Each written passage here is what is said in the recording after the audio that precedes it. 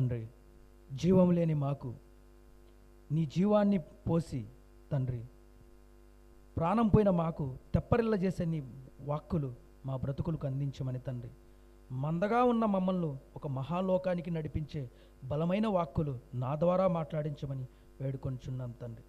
తండ్రి, క్రియలు లేని విశ్వాసం కలిగిన జీవితాలు మేము కాకుండా ఉన్నతమైన సత్క్రియలతో కూడిన భక్తిని కలిగి జీవించుటకు తండ్రి, తండ్రి సార్వభౌముడి యొక్క శక్తిని, ఆయన యొక్క గొప్పతనాన్ని సమాజం ఎదుట, సంఘం ఎదుట చక్కగా ప్రకటిస్తూ మా బ్రతుకులో తండ్రి పాటిస్తూ అనేకులను వెలిగించే జ్యోతులుగా, గొప్పవారిగా తండ్రి మమ్మల్ని నడిపించమని తండ్రి, వింటున్న మీ పిల్లలు కేవలం విని విడిచిపెట్టే వాళ్ళు కాకుండా పరలోకం అనే మహాలోకం మెట్లు ఎక్కేంత వరకు తండ్రి నీ యందు భయభక్తులు కలిగి, నీ బోధకు చెవియొగ్గి, నీ బోధల ప్రకారము మా బ్రతుకులో చూపించగలిగే భక్తిని, భావమును మాకు అనుగ్రహించమని చెప్పబోతున్న నాకు తండ్రి సమయోచితమైన జ్ఞానమును, వివేకమును అనుగ్రహించమని తండ్రి, కూడికి వచ్చిన మీ పిల్లల హృదయాల్లో తండ్రి బలమైన నీ వాక్కులు వాళ్ళ గుండెల్లో నాటుటకు సహాయం చేయమని క్రీస్తు నామం పేరిట అడిగి వేడుకొనిచున్నాం కన్న తండ్రి, ఆమేన్.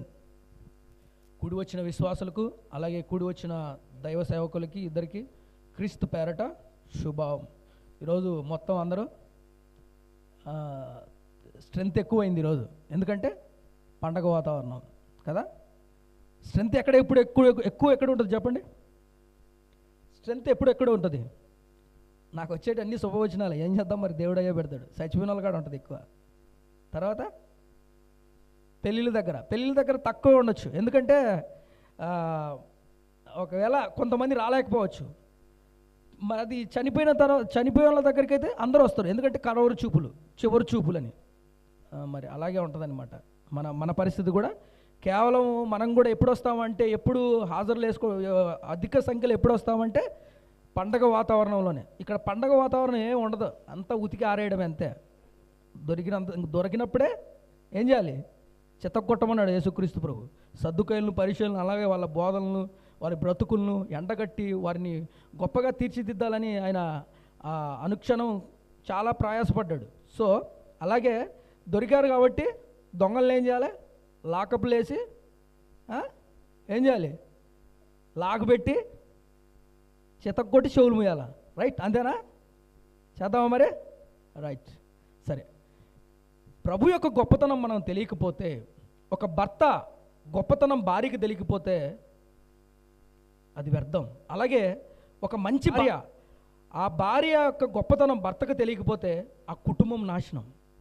ఎందుకంటే అటువంటి గొప్ప వాళ్ళని మనము పట్టనట్టున్నామంటే ఏమైపోద్ది?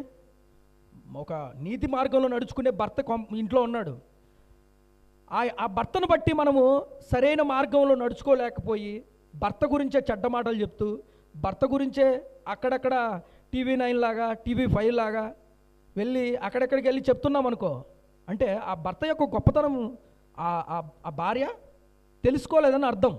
సో అలాగే ఈ భూమి మీద కుటుంబంగా ఉన్న ఈ కుటుంబ వ్యవస్థలో ఇలా ఉంటే, అలాగే ప్రభు యొక్క గొప్పతనం మనం తెలుసుకోకుండా కేవలం పండగ భక్తులుగా మనం వస్తే మాత్రం దండగే. అర్థమవుతుందా? సో ఆయన గొప్పతనం, ఆయన ఎంత గొప్పాడో భూరాజులు సహితం కలవరపడ్డారంట. ఎందుకు? మా రాజ్యాలు ఎక్కడ కూలిపోతాయో, సర్వోన్నతుడైన దేవుడు ఈ భూమి మీదకి రాబోతున్నాడు, మా రాజ్యాలు ఎక్కడ కూలిపోతాయని భయముతో వణికిపోయారు అందరూ. కానీ కొందరు అక్కడ మనం గమనిస్తే, మత్తయి సువార్త తీయండి ఒకసారి, రెఫరెన్స్ చూద్దాం. మత్తయి సువార్త చదవండి ఒకసారి, 2వ అధ్యాయం. మీరే చదవండి, నేను చూస్తాను. మత్తయి సువార్త 2వ అధ్యాయం మొదటి నుంచి చదవండి. రాజైన హేరోదు దినములందు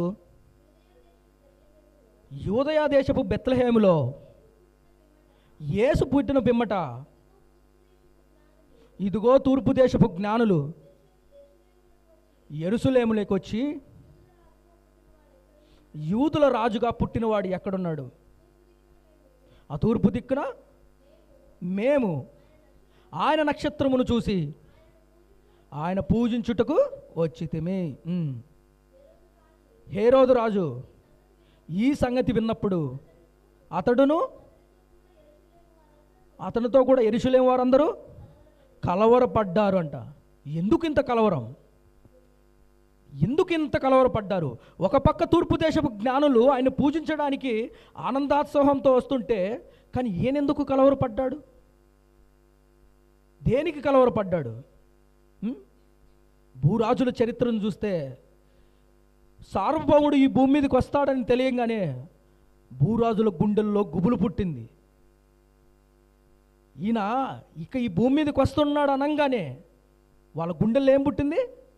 గుబులు పుట్టింది. ఎందుకో తెలుసా? ఈ రాజ్యాన్ని రక్తాలు ఒలికించి మేము మనుషుల రక్తాన్ని ఒలికించి మా రాజ్యాలను మేము కట్టుకుంటే ఈయనెవరో ఒక రాజు పుట్టబోతున్నాడు, ఆ రాజు వస్తున్నాడు, ఏం చేస్తాడు? పనికి మాలిన మా రాజ్యాలన్నీ త్రోసివేసి ఆయన నీతిగల రాజ్యాలను ఎక్కడ నిలబెడతాడో అని వీళ్ళ గుండెల్లో ఆల్రెడీ ఏమైపోయింది? గుబులు పుట్టింది. అందుకని వాళ్ళు ఏం చేశారు? ఈ రాజు పుడతాడు అనగానే కలవరపడ్డాడు. చరిత్రలు తీసుకోండి, చక్రవర్తులను తీసుకోండి, వీళ్ళందరినీ తీసుకోండి, మానవ రక్తాలను ఒలికించారు. వీళ్ళు ఒలికించి జనాల రక్తాలను పీల్చి వాళ్ళపైన అధికారాన్ని చలాయించారు, పెత్తనం చలాయించారు. కానీ ఈ రాజు మానవులపైన పెత్తనాన్ని చలాయించడానికి పుట్టిన రాజు కాదు. ప్రతి రాజుల చరిత్ర, ప్రతి చక్రవర్తుల చరిత్ర మనం గమనిస్తే ఊచకోత కోసి ఊర్ను ఎల్లబడి చేశాడు.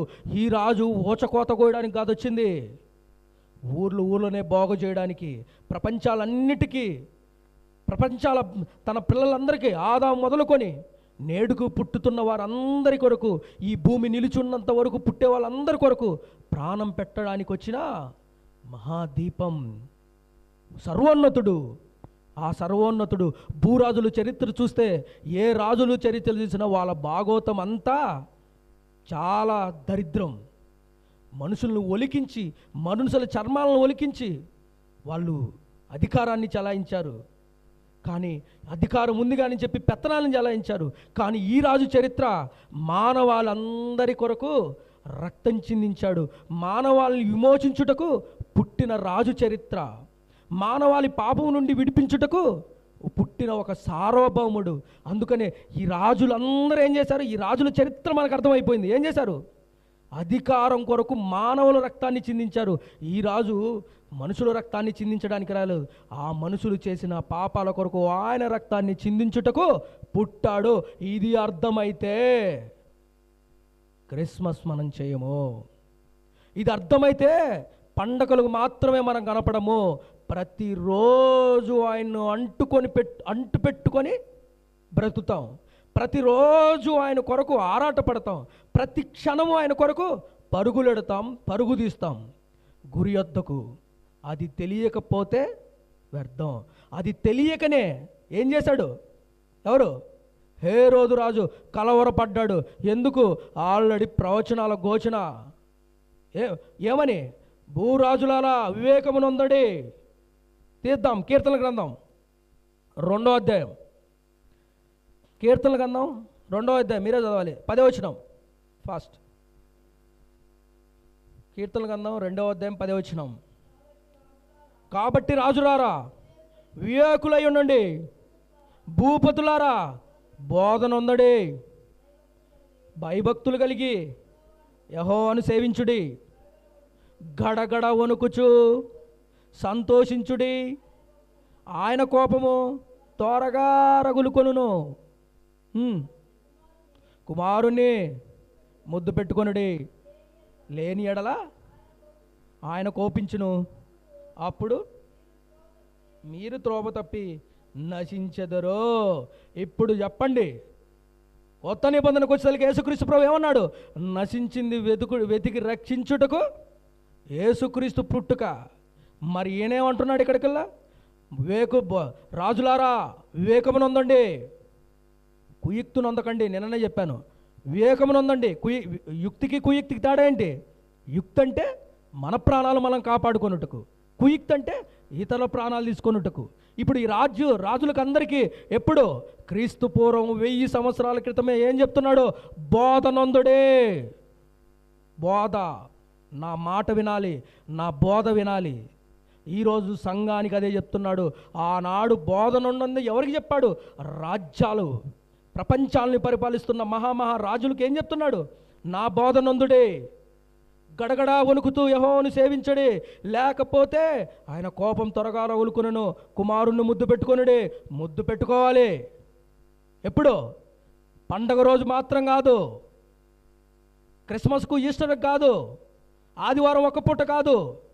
ఎప్పుడెప్పుడు? పిల్లవాడు మన చేతుల్లో ఉంటే ఎలా ఉంటాడు? వాడు పడుకున్నా నిద్రపోతున్నాడు, వాడు పెంట కూర్చునేటప్పుడు ముద్దులు పెట్టేస్తాం, అంత అల్లారుముద్దుగా ఉంటుంది. ఎందుకు? వాడిని నువ్వు ప్రేమిస్తున్నావు కాబట్టి. వాడు నిద్రపోతున్నా, పరిగెడుతున్నా, కూర్చుంటున్నా ఆ తల్లి వాడిని చూసి మురిసిపోతుంది. ఎందుకు? కుమారుణ్ణి అంతగా వాని పైన ఆశ పెట్టుకున్నది, వాణ్ణి అంతగా ప్రేమిస్తుంది కాబట్టి. ఎందుకు ముద్దు పెట్టుకుంటుంది? ఎందుకంటే అంతగా ప్రేమిస్తుంది కాబట్టి. ప్రభువును ప్రేమించుకుంటే సరిగా నిద్రలు కూడా పట్టవు. ఇది అక్షర సత్యం.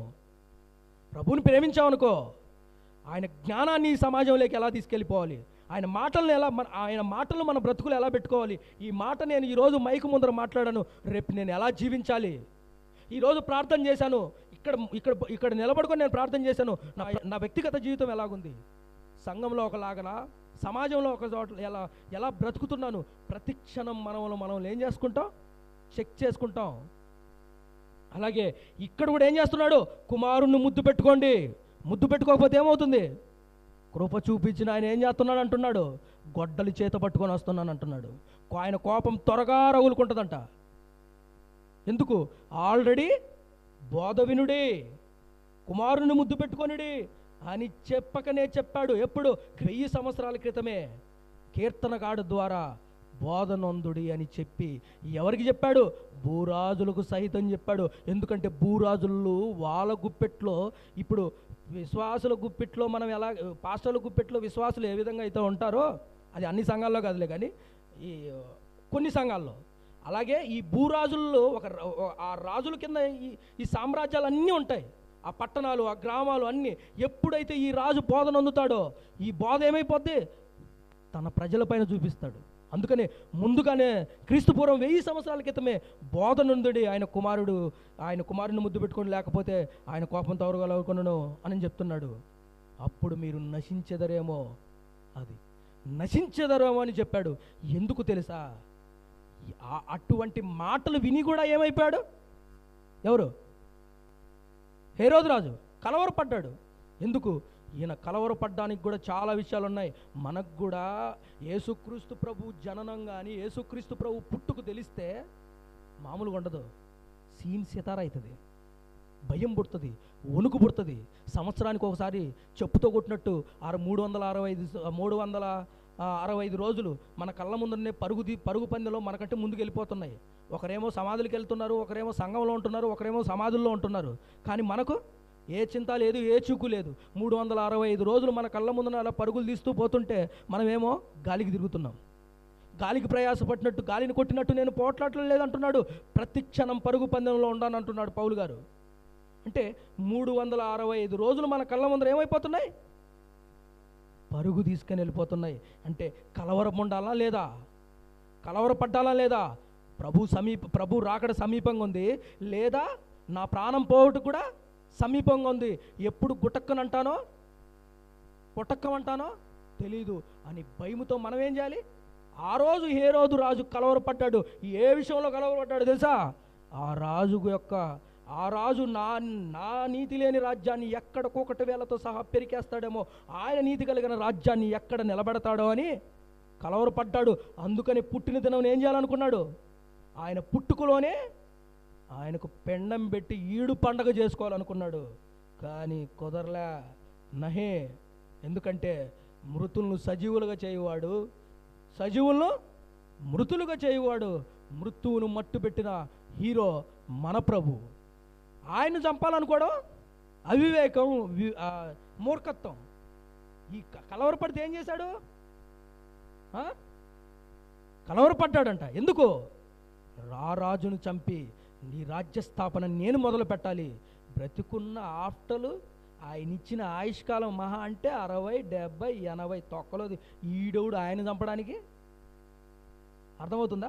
ఆ రోజు ఆయన చంపడానికి ఆయన పుట్టుకు దినంలో వాడు ఏం చేశాడు? కలవరపడి ఆయనే లేపేయాలనుకుంటున్నారు. ఈరోజు కూడా సేమ్ సిచ్యువేషన్ మనలో జరుగుతుంది. మనం ప్రభువు వలె పోలి నడుచుకోకపోతే, ప్రభువు వలె మన బ్రతుకులు బాగలేకపోతే గుర్తుపెట్టుకో, నువ్వు కూడా ఏం చేస్తున్నావు? ఆయన్ను బాహాటంగా సెలవేస్తున్నావు. అంటే ఏం చేస్తున్నావు? హేరోదు రాజు ఆయన్ను చంపి ఏ విధంగా ఆయనకు పెండం పెట్టి పండగ చేసుకుంటాను అనుకుంటున్నారో, మన బ్రతుకులు సరిగా లేక పండగలు ఆర్భాటాలకు వీటికే మనము దాసోహమైతే సేమ్ సిచ్యువేషన్. హేరోదు రాజుకి ఏ గతి అయితే పట్టిందో మనకు కూడా భవిష్యత్తులో అదే గతి పట్టబోతుంది. బ్రతుకు దిద్దుకుంటే ఆయన బలం ఇస్తాడు, బ్రతుకు దిద్దుకోకపోతే బంకమట్టిలో తొక్కేస్తాడు. అది క్రైస్తు. మీరు అనుకున్నట్టుగా కృపామయుడు, కనికరామయుడు, స్తోత్రం, క్షేత్రం ఇవన్నీ అనుకుంటే కుదరదు ఆయన దగ్గర. స్తోత్రం అంటే స్తోత్రార్హుడికి స్తోత్రం కలిగినట్టే బతకాలి. లేదనుకో చీ అంటాడు అంతే. ఏమంటాడు ప్రకటన గ్రంథంలో?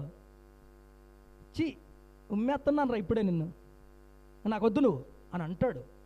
సో ఈ హేరోదు రాజు యొక్క చరిత్ర మనం గమనిస్తే ఎందుకు కలవరపడ్డాడు తెలుసు. వీడికి మహాజ్ఞానం తెలుసు. ఆనాడు సద్దుకోయలకు తెలుసు, పరిసయ్యులకు తెలుసు. ఎందుకు తెలుసా? దానియేలు గ్రంథంలో భూరాజులకు చుక్కలు చూపించాడు. ప్రపంచాన్ని పరిపాలించిన సామ్రాజ్యాలన్నిటినీ, నేటికి ప్రపంచాన్ని పరిపాలించిన బాబులోనియ సామ్రాజ్యం, మాదీయ సామ్రాజ్యం, గ్రీకు సామ్రాజ్యం, లాస్ట్ ఎవరు? రోమా సామ్రాజ్యం. ఈ రోమా సామ్రాజ్యంలో ఉన్నవాడు ఎవడు? ఈ హేరోదు. తెలుసు. ఆ రోజు దానియేలు చేత మాట్లాడించాడు. ప్రపంచాన్ని పరిపాలించిన మొట్టమొదటి చక్రవర్తి ఎవరు? బబులోని చక్రవర్తి. ఈ బబులోని చక్రవర్తికి దేవుడు ఒక దర్శనం ఇచ్చాడు. ఒక పెద్ద ప్రతిమ, మహాభయంకరమైన ప్రతిమ కనపడుతుంది. తల ఏమో ఎలా ఉంది? బంగారుతో,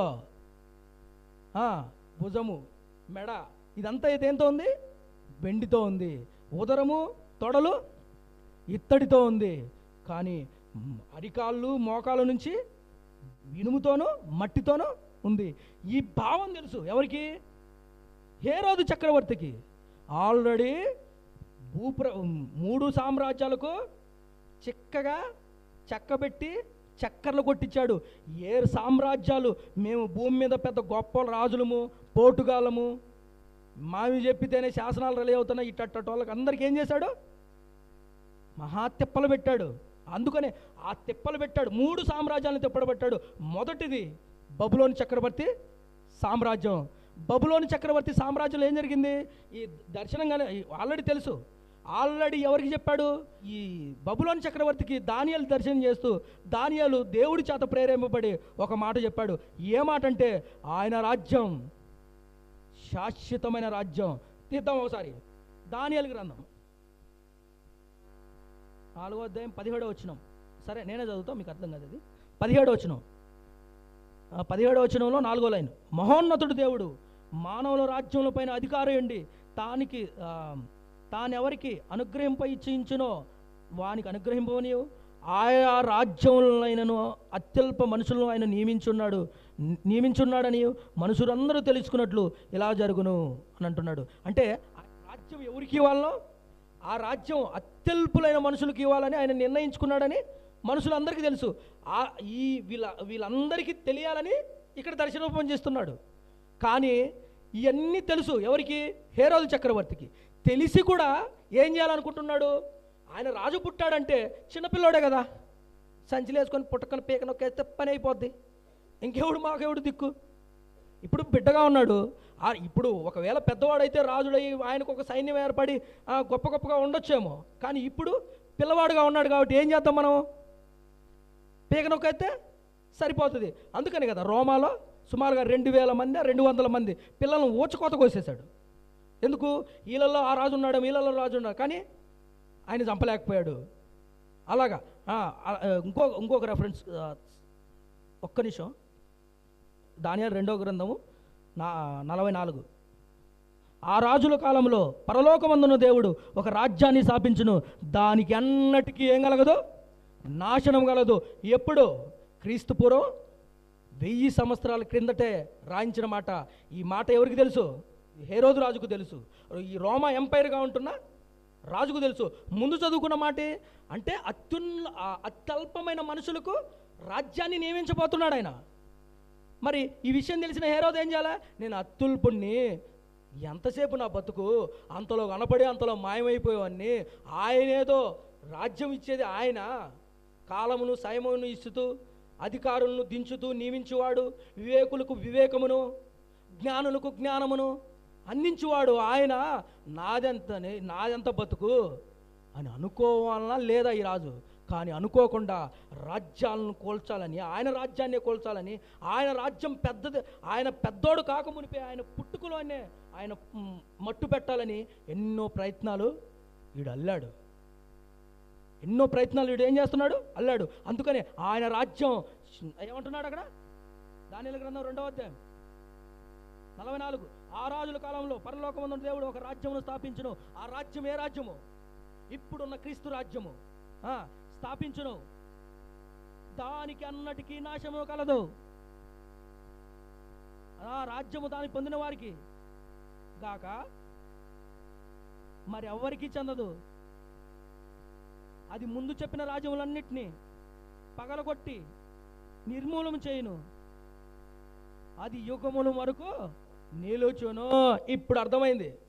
ఈ రెఫరెన్స్ ఎవడికి తెలుసు? హేరోదు చక్రకు తెలుసు. అక్కడ ఉన్న సద్దుకైలు పరిచయులకు చెత్త బ్యాచ్కు తెలియదు. ఈ రోజున్న క్రైస్తవ సమాజం మాదిరి ఏది బైబిల్లో ఏముందా, ఎక్కడుందా, ఏ మాట ఉందా, ఏ మాట దేవుడు మనతో మాట్లాడుతున్నాడు, ఎన్ని అవసరం లేదు మనకు. పండక్కైతే పంది పిల్లల పరుగులు తీసి బయటకు వస్తాం మనం, అంతే. ఆ రోజు కూడా వీళ్ళకి తెలుసు, ఒళ్ళు కొవ్వెక్కి ఇంట్లో దుప్పటి పట్టి పడుకున్నారు, అందుకని దుప్పట్లేసి తొక్కేశాడు దేవుడు. వదిలిపెట్టలే ఎవరిని, రాజ్యాలను వదిలిపెట్టలే. బైబుల్ ధర్మశాస్త్రం మాకే తెలుసు, మాకు పెట్లో ఉంది అనుకున్న వాళ్ళు కూడా వదిలిపెట్టలా. ఎందుకంటే భూరాజులకు చెప్పాడు, ఆయన నమ్మిన వారికి కూడా చెప్పాడు. ఏమని? బోధనందుడే, చెవి ఒక్కడే, కుమారుణ్ణి ముద్దు పెట్టుకొనుడే, లేకపోతే ఆయన కోపము త్వరగా రగులుకొనెను అని. రగులుకున్నదా లేదా? ఇశ్రాయేలు పైన రగులుకున్నదా లేదా?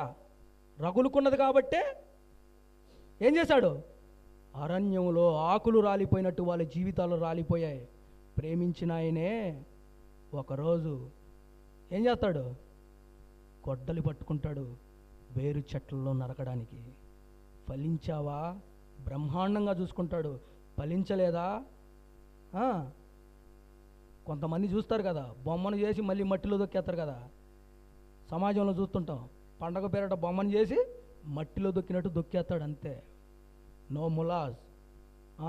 అంటే ఆ రోజు ఈ సద్దుకైలు పరిచయులకు ఈ విషయం తెలుసు, కానీ పట్టనట్టున్నాడు. ఎందుకు? బోధకు చెవి యొక్కలేదు. సార్వభౌముడు ఒక ఆయన ఈ భూమి మీదకి వస్తాడు, సర్వాన్ని పరిపాలించే ఒక మహనీయుడు వస్తాడు, ఈ రాజ్యాలన్నిటికీ ఒక్కటి వేలతో సహా పెరికి బయటేస్తాడు. ఆయన రాజ్యం స్థాపించబోతున్నాడు. ఆయన రాజ్యానికి ఎన్నటికీ నాశం కలగదు, ఆయన రాజ్యానికి ఎన్నటికీ అంతం కలగదు అని ఎప్పుడు? క్రీస్తు పూర్వం 1000 సంవత్సరాల క్రితం మాట్లాడుతున్న మాట. అవి వాళ్ళ బ్రతుకుల బాటల్లో లేదో, ఈరోజు కూడా మన బ్రతుకుల బాటల్లో ఈ మాటలు ఈ రాజ్యంలో ఉంటూ, ఈ రాజ్యంలోనే సంఘస్థులు అని చెప్పుకుంటూ సంఘానికి వస్తూ కూడా చాలని ఆరాధన చేస్తే ఆయనకు నచ్చదు. నచ్చకపోతే తుంచుతాడు.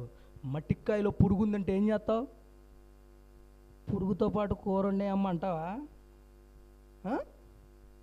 పురుగుతో పాటు కూర వండ అంటావా? అనవు.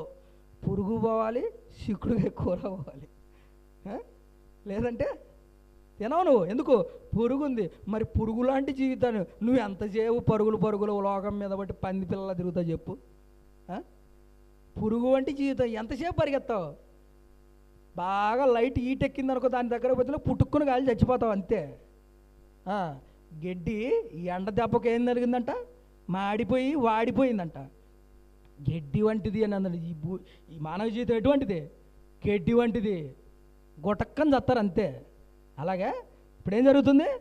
ఆ రోజు వాళ్ళు బోధకు నవ్వలా మీకు ఇంకేం అనలే ఇంకా. అంటే నవ్వుతున్నారంటే ఎక్కట్లా సరిగా, ఒకరోజు ఏడసార్లు వస్తుంది. సో ఆ రోజు వాళ్ళు ఏం చేశారు? బోధకు చెవి ఎక్కలా, నవ్వుకుంటున్నారు. మనకేం ఇబ్బంది లేదులే, ఆ రాజు పుడితే మనకేంటి అన్నట్టుగా. వీళ్ళని చూసుకొని ఈడు ఇంకా సంకల్పాదుకుంటున్నాడు. అరే ఆ రాజు ఎవడో చరిత్రలో రాసి పెట్టారు కదా దానియేలు గ్రంథంలో, ఆ రాజు ఎవడో పుట్టాడని చూద్దాం అని కథ అని ఇట్ట విర్రరీగుతున్నాడు. అదేమైనా ఇలా విర్రరీగుతున్నాడు. ఇది తెలీదా? తెలుసు. నెబుకద్నెజరు ఏం చేశాడు? నెబుకద్నెజరు ఏం చేశాడు? ఏం చేశాడో తెలీదా? తెలీదు మనకు. నెబుకద్నెజరు విర్రరీగితే గడ్డి తినిపించాడు. గర్వంతో విర్రరీగితే గడ్డి తినిపించాడు. ఈ రాజ్యములన్నీ అని తన మనసులో నేను కట్టుకున్నాను అనుకోగానే ఏం చేశాడు? గడ్డి తినిపించాడు. ఈ దౌర్భాగ్యుడికి ఈ విషయం తెలిసి ఉంటుంది. వీడి కింద ఉన్న కుక్క బ్యాచ్లో కూడా తెలిసి ఉంటుంది. కానీ తెలిసి కూడా తెలియనట్టు ఏమవుతుందిలే అన్నట్టుగా ఉండిపోయారు. కానీ వచ్చి మొత్తానికైతే ఆ దెబ్బ పడిందనే చెప్పాలి. మామూలుగా వాళ్ళ దెబ్బ లాస్ట్లో చెప్తా. అంటే ఈ బబులోను చక్రవర్తి ఏ రోజైతే ఆయన మనసులో ఈ రాజ్య బలం అంతా నాది, నా సొత్తు, నాదని ఎప్పుడు విరరీగాడో ఇమ్మీడియట్లీ వచ్చాడు దేవుడు. ఆయన యొద్ద నుండి ఏం చేశాడు? దూరంగా అడవి పంపించాడు. ఆదామవలను వాళ్ళు చెట్ల చోటుకు పోయినట్టు ఈయన అడవి పంపించేశాడు. గర్వంతో నిండిన వాడికి గడ్డి తినిపించాడు. అహంకారంతో ఉన్న వాడికి ఆకాశపు యొక్క మంచుతో తడిపాడు. నెక్స్ట్ గోర్లు, ఆయన పక్షిరాజు వలె ఆయన వెంట్రుకలు పక్షి రెక్కల వలె తయారైపోయాయి. గోర్లు కూడా పక్షిరాజు గూళ్ళు వలె గోర్లు కూడా పెరిగిపోయాయి. అప్పుడు ఆకాశమందున్న దేవా తప్పైపోయిందయ్యా, తప్పులు క్షమించంటే మళ్ళీ మానవ మనసిచ్చి మళ్ళీ కృప చూపించి అంతకంటే వైభవాన్ని మళ్ళీ తిరిగిచ్చిన మహానుభావుడు మన దేవుడు. అంత వీరరేగిపోయినా, అంత చెలరేగిపోయినా, సామ్రాజ్యాలను పరిపాలిస్తున్నా కూడా నాకంటే గొప్పవాడేవాడు, నాకంటే పోటుగాడేవాడని చెలరేగిపోయాడు నెబుకద్నెజరు. గడ్డి తినిపించాడు. అప్పుడు తెలిసింది ఈ విషయం. హేరోదు రాజుకు తెలిసి ఉంటుందా? తెలుసో.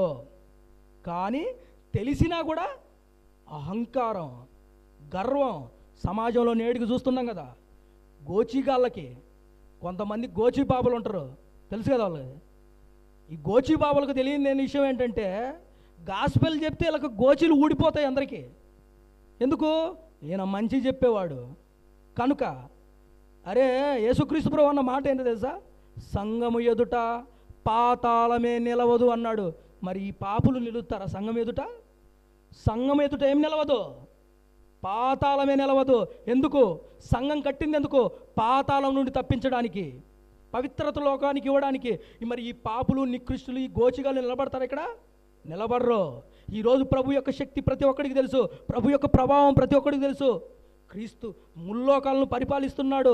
ఆయన జోలికి వస్తే ముక్కుతాడు బిగించి మొత్తం మడతపెట్టి మూత పెడతాడని తెలుసు. కానీ తెలిసి కూడా విర్రరీగుతున్నారు చాలామంది. ఈ రోజుకి ఆయన ప్రభావం తెలిసి హేరోదు రాజు దానియేలు గ్రంథంలో చెప్పబడిన మాటలన్నీ తెలుసు. ఆయన రాజ్యమునకు అంతము లేదని తెలుసు. కానీ వీడేం చేస్తున్నాడు? చిన్న పిల్లోళ్ళే కదా, చుట్టుక్కున సీమను చంపేసినట్టు చంపేస్తే అయిపోతలే, పని అయిపోయింది అనుకుంటున్నాడు. ఈరోజు కూడా చెక్క మీద వేలాడలే చీపుగా చూస్తూ తిరగబడుతున్నారు. తిరగబడిన వారిని అందరినీ కూకటి వేలతో సహా తొక్కి పడేస్తాడు ఆయన బాహుబలం అనేది, ఆయన శక్తి అటువంటిది. సో ఇలాగా ఈ నేటికి నాటికి ఇదే కొనసాగుతుంది. ఆనాటికి అదే కొనసాగుతుంది, నేటికి అదే కొనసాగుతుంది. అందుకనే ఆయన యొక్క శక్తి ముందర ఎవ్వడు నిలబడలేడు. ఇది అక్షర సత్యం. చెరగబోరే మనుషులకు చెర నుండి తప్పించిన ఒక మహోన్నతుడు ఆయన. చెరగని దీపం, చిరునవ్వులు నింపిన మహోన్నతుడైన సర్వోన్నతుడైన దేవుడు మనమందరినీ చెరగొనిపోకుండా ఆయన చెరకపోయి మరణపు చెరల నుండి విడిపించి మనందరిలో చిరునవ్వులు నింపిన ఒక చెరగని వీరుని చరిత్ర. ఆ వీరుని చరిత్రను కాలగర్భంలో కలిపేద్దామని రాజులు సైతం, పెద్ద పెద్ద గొప్పలు చెప్పాను కదా, మాదీ రాజులు, బబులోని చక్రవర్తి, గ్రీకు రాజులు, లాస్ట్కి రోమా రాజు, ఈ రాజు వచ్చేసాడు. ఈ రాజు గురించి చాలామందికి తెలుసు. బెల్షస్నేజర్ తెలుసు కదా, ఎవరు? రాజు బబులోని యొక్క చక్రవర్తి అనంతరము తన మనవడంట, కుమారుడో మనడో క్లారిటీ నాకు తెలియదు, ఈ రాజ్యాన్ని పరిపాలించాడు. ఈ రాజ్యాన్ని పరిపాలిస్తూ ఇలా నాన్నకు గడ్డి తినిపించాడనే విషయం వీడికి తెలిసి కూడా ఒళ్ళు కొవ్వెక్కి ప్రవర్తించాడు. అందుకనే గోడ మీద కొల్లు ప్రవృత్తి దేవుని మందిరంలో ఉపకరణాలు తీసుకున్నాడు. చుట్టూ నా జనాంగాలు అందరూ కూర్చోన్నారు. చుట్టూ జనాంగాలు అందరూ కూర్చుంటే వాళ్ళ ముందర ఓ బిల్డప్పేశాడు. చూసావా, పలాని యెరూషలేములోండి మిమ్మల్ని ముట్టినవాడు నా కనిముట్టును ముట్టినాడు అని చెప్పాడు చూడు. ఆ దేవుని మందిరంలోంచి ఉపకరణాలు తీసుకొచ్చాను. ఆ దేవుని మందిరంలోనే ఉపకరణాలు తీసుకొచ్చి ఏం చేస్తున్నాం ఇక్కడ? ఆ ఉపకరణంలోనే మందు పోసుకొని ద్రాక్షారసం పోసుకొని తైతక్కలాడుతున్నాం. అయినా మాకు ఏ కనుగుడ్డు కూడా ఏమీ కావట్లేదు, మమ్మల్ని ఎవ్వడు ఏం చేయలేడను తాగులేస్తూ చిందులేస్తూ నలుగురు చుట్టుపక్కల ఉండి తలికే. అబ్బబ్బబ్బ, చాలామందికి అదే ఉంటుంది తెలుసా. నలుగురు మన పక్కన చుట్టుపక్కల ఉన్నాం అనుకో, ఇంకా ఆ కోతలు ఆ మాటలు మామూలుగా ఉండవు. విర్రరిగిపోయాడు. విర్రరిగిపోయే లోపల అడ్డెడ్డెడ్డే వస్తున్నారని చెప్పాడు. ఒక శాసనం ఇలా వేలు రాత రాయబడింది. ఎక్కడ? గోడ పైన. మేనే టెకేల్ పెర్సెల్ అని. మేనే అంటే నీ రాజ్యాన్ని దేవుడు ముగించేశాడు. నీ రాజ్యం కొలాప్స్. టెకేల్ అంటే ఇప్పుడే దేవుడు నిన్ను తూకమేశాడు. తూకంలో నువ్వు సరిగా తూకలేదు.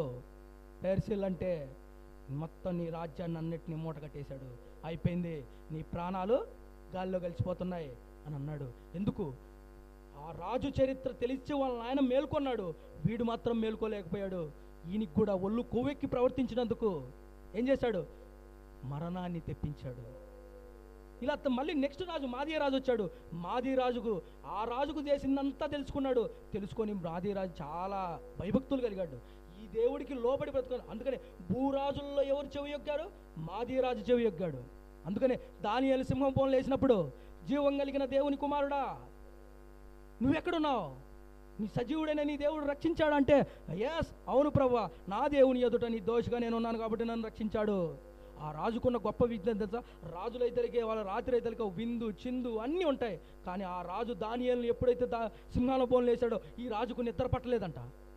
చిందులు లేవు, ఆటలు లేవు, పాటలు లేవు, తిండి కూడా లేదు. ఉపవాసం చేసేసాడు. ఎందుకు? భయం కొట్టుకుంటుంది, భయం పుడుతుంది. ఎందుకు? ఆ రాజు యొక్క రాజులారా వివేకం నొందడి, ఆ భూరాజులారా బోధ నొందడు అనే మాట ఎవరికి తెలిసిపోయింది? మాదీయ రాజుకు తెలిసిపోయింది. అందుకనే వివేకవంతుడుగా బ్రతికాడు. ఆయన బోధకు చెవి యొగ్గాడు, ఆయనకు సాష్టాంగ నమస్కారం చేశాడు కాబట్టి బ్రతికి బయటపడ్డాడు. మిగతా రాజులు గర్వించారు కాబట్టి గుంటలేసి తొక్కేశాడు. లాస్ట్ గతి హేరోదు రాజు కూడా అదే పట్టింది. అలాగే నెక్స్ట్ సామ్రాజ్యం గ్రీక్ సామ్రాజ్యం కూడా అదే జరిగిపోయింది.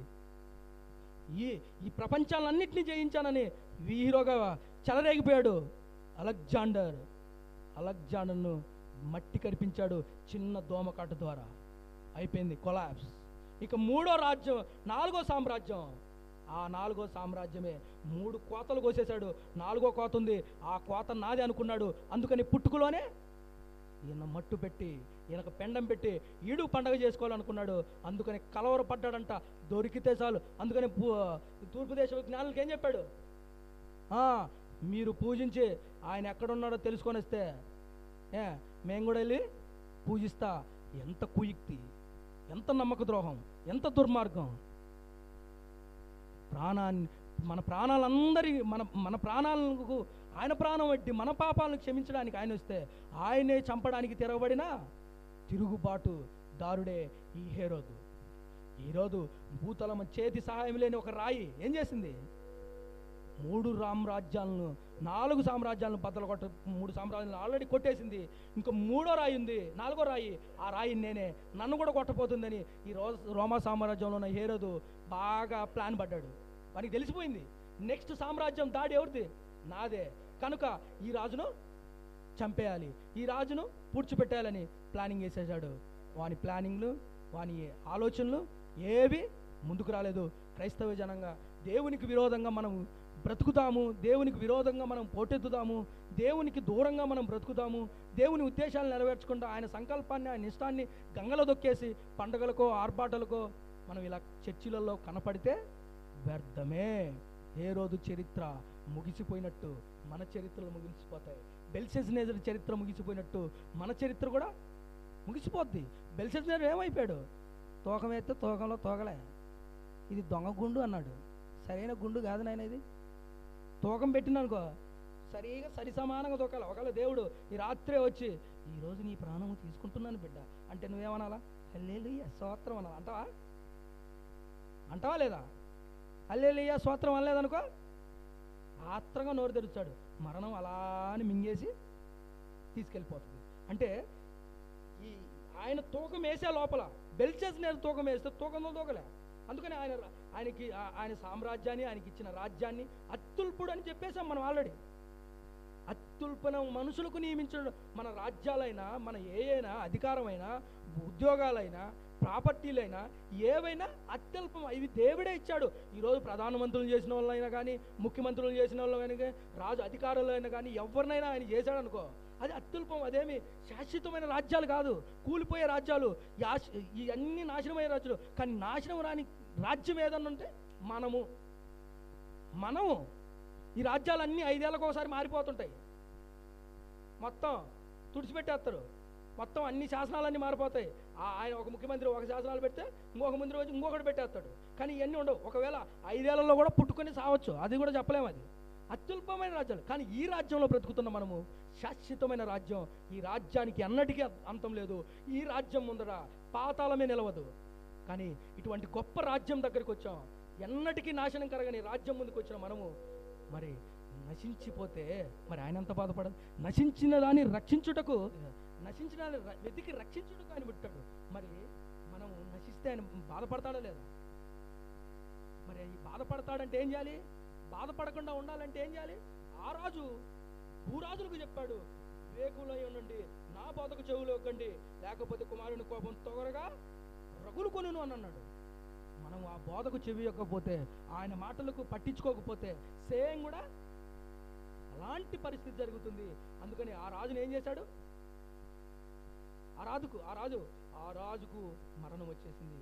ఎలా వచ్చిందో, చేతి సహాయం లేని ఆ రాయి ఏం చేసింది? మొత్తం 3 సామ్రాజ్యాలను పడగొట్టించింది, 4వ సామ్రాజ్యాన్ని కూడా పడగొట్టేసింది. అందుకని లాస్ట్ రెఫరెన్స్ ఒకటి చూసుకొని మత్తయి సువార్త ఎలా పడగొట్టిందో చూద్దాం. రోమా చరిత్రను కూడా పడగొట్టేసింది. ఇంకా ఎవడైనా తిరుగుబడితే, ఈ రాజ్యం పైన ఎవడైనా తిరుగుబాటు చేస్తే వదిలిపెట్టడు దేవుడు.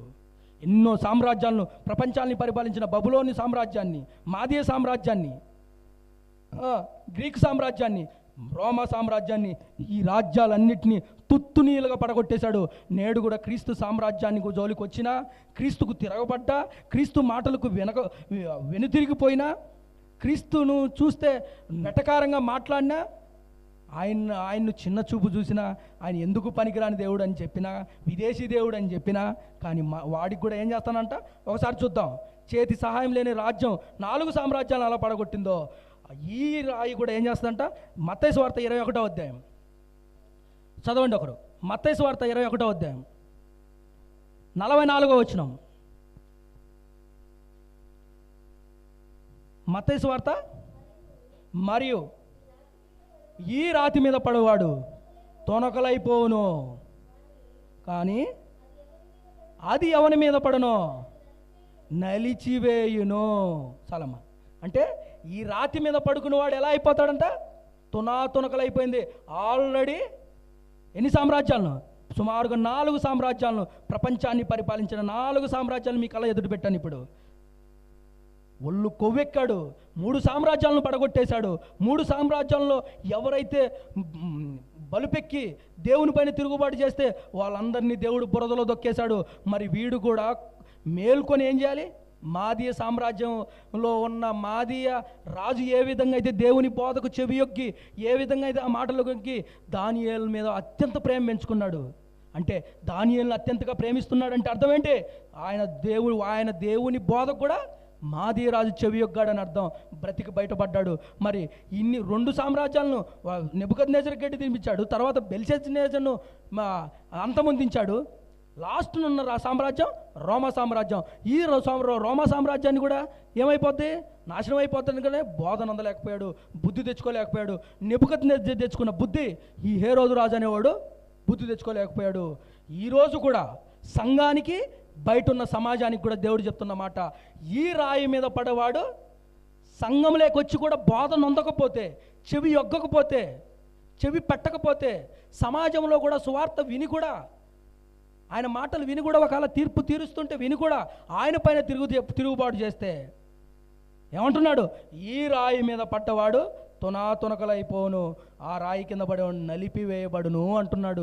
నలిపేస్తాడు, నల్లిని నలిపినట్టు నలిపేస్తాడు. చరిత్రకారులను కూడా నలిపి పడేశాడు ఆయన, ఎవరిని వదిలిపెట్టలే. చరిత్రకారులను సైతం ఆ రాజు భూరాజు సార్వభౌముడు, భూరాజులు సైతం కలవరపడ్డాడు. ఎందుకు? ఆ రాజు యొక్క గొప్పతనాన్ని తెలుసుకున్నారు. ఈరోజు మనం కూడా ఆ రాజు యొక్క గొప్పతనాన్ని తెలుసుకొని ఆయన బోధకు చెవి యొగ్గకపోతే ప్రమాదం మామూలుగా ఉండదు. చేతి సహాయం లేని రాజ్యం 4 సామ్రాజ్యాలను పడగొట్టి ఈడ్చుకెళ్ళిపోయింది. ఈరోజు ఈ రాజ్యం ఉంది, ఏకైక రాజ్యం, క్రీస్తు రాజ్యం ఒకటే.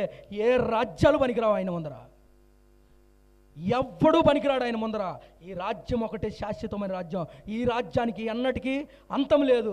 ఒకవేళ ఈ రాజ్యంలోకి వచ్చిన నువ్వు అంతమైపోవడానికి కాదు, అనంతమైన లోకానికి వెళ్ళడానికి దేవుడు నీకు ఆహ్వానించి ఇక్కడికి పిలుచుకొచ్చాడు. ఇక్కడికి వచ్చిన కూడా హేరోదు రాజు వాళ్ళే కాకుండా బెల్షస్సరు మాదిరి మీరు ఒకవేళ ఆయన బోధకు చెవి యొగ్గకపోతే వారిని చేతి సహాయం లేని ఆ చేతి సహాయం లేని ఆ రాయి ఎలాగైతే తునకలు చేసి తుత్తు నీలుగా చేసిందో, ఈరోజు కూడా ఆ రాజ్యంలోకొచ్చి కూడా ఆయన బోధకు చెవి యొక్కకపోతే అది సంఘాన్నైనా సమాజాన్ని కూడా ఆయన రాయి ఏమవుతుందంట?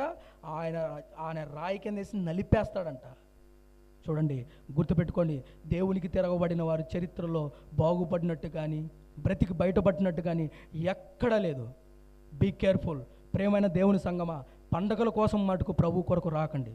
వీలైతే మానేసుకోండి, నో ప్రాబ్లం. ఎందుకంటే మీరు విని కూడా విడిచిపెడితే, ఇప్పుడు జ్ఞానం మీకు చెప్పాడు, ఆ జ్ఞానం తెలిసి కూడా మీరు పక్కకి వెళ్ళిపోయారనుకో, మరి ఎక్కువ ఎవరు? ఆయన జ్ఞానం అనుభవపూర్వకంగా తెలుసుకున్న వాడికే పెండు తీస్తాడు. తీర్పు దేవుని ఇంటి వద్ద నుండి అని పేతురు గారు అన్నారు. తీర్పు ఎక్కడి నుంచి వస్తుందంట? దేవుని ఇంటి. తీర్పు బయట నుంచి రావట్లేదు. ఎందుకంటే ఇంటిలో ఉన్న వాడికే అన్నీ చెప్పాను నేను, ఎలా ఉండాలి, అలా ఉండాలి, అలా బ్రతకాలి. ఏదోను తోట అనే ఇంటిలో 2 వ్యక్తులు ఉన్నారు, ఇలా బ్రతకమని చెప్పితే ఆ ఇంటిలో వాళ్ళు సరిగా జీవించలేకపోయాడు. ఎవడో అపవాది మాటలకు చెవి యొగ్గారు, ఇంటిలో ఉండి బయటికి నెట్టేశాడు. ఈరోజు కూడా సంఘంలోకి వచ్చిన మనం కూడా ఆయన మాటలు విని విడిచిపెడితే మాత్రం ఏ ప్రమాదమైనా కానీ క్రీస్తుని వదలకండి. దయచేసి చెప్తున్నా, వదిలారా మీ ప్రాణాలకు మీరే తీర్పర్లు. కలవరపడాలి. రోజులు దినాలు జరుగుతున్నాయి, మళ్ళీ క్రిస్మస్ వచ్చేసింది. కలవరపడాల్సింది మనము, బాధపడాల్సింది మనము. ఈ సంవత్సరం అంతా ఏమైపోయింది మన జీవితం? ఎంత మాత్రం ప్రభుకు చోటించావు? ఎంత మాత్రం ప్రభుకు దగ్గరగా ఉన్నావు? అలా ఏమైపోయాయి మన జీవితాలు? 365 రోజులు అలా మన ఎదుటే కళ్ళ ముందర గుర్రాలు పరిగెత్తుకుంటూ వెళ్ళిపోయాయి. ఏం అడుగుతాడో, లెక్క అడుగుతాడనో కలవరపడాలనా లేదా? వాడు కలవరపడ్డాడు యేసుక్రీస్తు ప్రభువుని చంపాలని. ఈరోజు కూడా మనం భయమును అందకపోతే మనం కూడా హేరోదు స్వభావం లాంటి వాళ్ళమే. హేరోదును కూడా క్రీస్తు పేరు చెప్పుకొని పూజిస్తామని చెప్పి ఆయన్ని చంపడానికి సిద్ధపడిన వ్యక్తులమే.